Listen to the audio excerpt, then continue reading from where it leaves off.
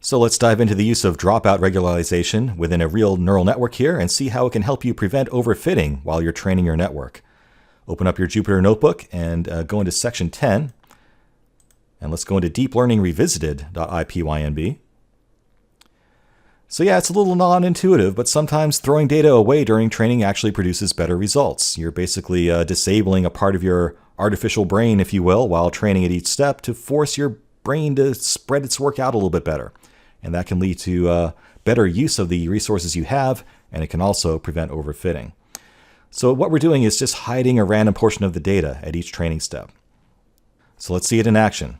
Let's use the make classification function to randomly create a clustering problem with 4 classes and 1,000 samples. So that's all this code is doing. It's just using scikit-learn's built-in function for making a random classification problem here, but we're specifying a random state, so we'll get the same one every time. We can then visualize that with a scatter plot, and there we have it. So pretty messy input here. We have clusters that are very much overlapping here, so it's going to be tough to pick out that blue one. It's really all over the place here. But we'll give it a try. Let's see if Dropout can help. So as before, we'll use the toCategorical function to one-hot encode our label data. So we can't use the numbers 1 through 4. We need to encode that as a binary array of 4 values instead. So we will call toCategorical on our input labels, and then do train test split to split that off into 80% training data and 10% test data, or 20% test data rather, set aside for testing purposes. And it will be important to use train test to actually measure if we're overfitting or not, right? All right, so let's start by not using dropout at all, so we have something to compare against. So we're going to set up a deep neural network here. It's a sequential model with 3 layers here. We're just going to start with a 16 neuron layer using ReLU. That will feed into a hidden layer of 8 neurons, which then feeds into our 4 neuron output, and we pick our final classification using the softmax activation function. We'll use the atom optimizer and categorical cross entropy for our loss function, print out the summary of the model, go ahead and train it on our training data set with 100 epochs, 100 batch size, and we will then evaluate the results and see how it does all in one fell swoop. Let's kick that off. Hey, we're done already.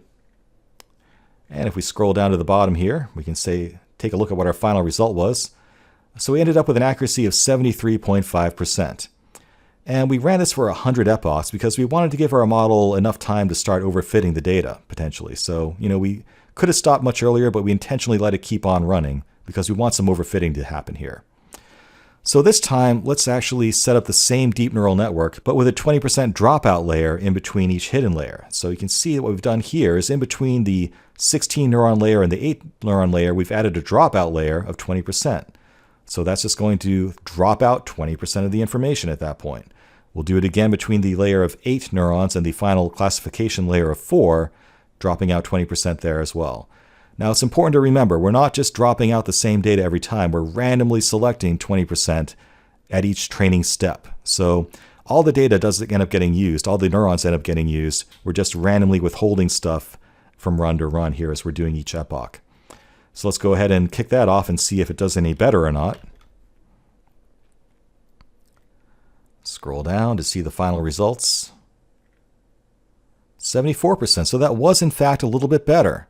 So again, it's very counterintuitive that throwing data away at each training step can actually give you better results, but if you're overfitting, it does. So perhaps we were in fact overfitting in that first example, and by using those dropout layers, we help to prevent that from happening. So pretty cool stuff. It's a very common tool and a very easy tool to apply, especially in Keras.